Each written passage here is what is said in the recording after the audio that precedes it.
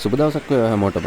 අදත් ඔයාලා එකතු වෙලා ඉන්නේ වාස්තු විද්‍යාව සහ නිදන් වස්තු කියන YouTube channel එකත් එක්ක.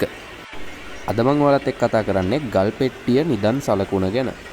මේ වගේ ගල් පෙට්ටියක් තුල ගොඩක් දුරට තියෙන්නේ ආයුධ හංගල තමයි මේ වගේ ගල් පෙට්ටියක් තුල එතකොට තියෙන්නේ.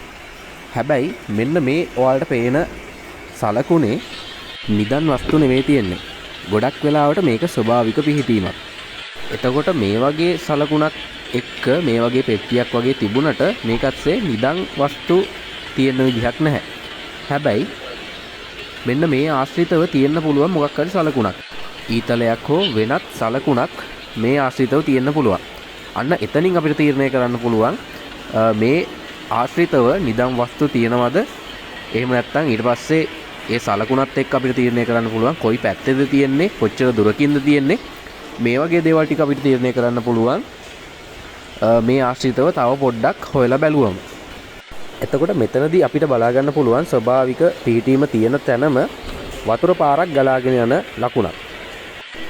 සමහර ගල් ස්තර තියෙනවා කාලයත් සමග වර්ෂාවත් එක්ක සහ වෙනත් පාරිසරික විපර්යාස එක්ක ගලේ හැඩය වෙනස් වෙනවා. ඒ කියන්නේ ගල දිය වීමටපත් වෙනවා. මොකද සාමාන්‍ය වතුර ගලා යන තැනක නම් තවත් වැලි අංශුත් එක්ක මේ ගල් හැප්පෙනවා. හැප්පිලා සමහර ගෙවීම් ඇති වෙනවා. අන්න ඒ වගේ පිහිටීමක් තමයි මෙතන තියෙන්නේ.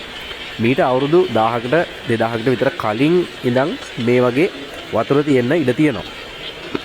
එතකොට අපිට අද ඊයේ මේක තීරණය කරන්න අමාරුයි. කාලයත් සමග තමයි මේ වගේ දෙයක් සිද්ධ වෙන්නේ. එතකොට මේ වගේ තැනක ස්වභාවික පිහිටීමක් තමයි තියෙන්නේ. නමුත් මේ වගේ අපිට ගල් පෙට්ටියක් හම්බුණත් ඒකේ තියෙන්නේ ආයුධ. එතකොට ඒ ආශ්‍රිතව අපි බලන්න ඕනේ සලකුණක් හරි මොකක් හරි දෙයක් තියෙනවද කියලා. සලකුණත් එක්ක තමයි අපිට ඊට පස්සේ තීරණය කරන්න පුළුවන් වෙන්නේ නිදන් වස්තු තියෙනවද නැද්ද, තියෙන්නේ කොහෙද කියලා.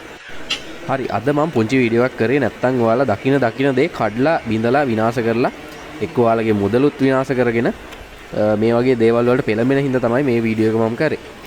මොන හරි දෙයක් ඔයාලා ඉගෙන ගන්න ඇති කියලා හිතනවා. ඒ නිසා මේ වගේ දෙයක් කරන්න කලින් පොඩ්ඩක් හොයලා බලලා ඉන්න එක ගොඩක් වැදගත්. ඊළඟ වීඩියෝ එකෙන් තවත් මේ වගේ ඔයාලගේ දැනුමට මොකක් හරි දෙයක් මම අරගෙන එන්නම්. ඒ නිසා channel එක subscribe කරලා නැත්නම් subscribe කරලා තියාගන්න. පහලින් තියෙන bell icon එකත් click කරලා තියාගන්න. අපි ඊළඟ දවසේ තවත් අලුත් වීඩියෝ එකකින් හමු වෙමු. සියලු දෙනාටම සුබ දවසක් වේවා.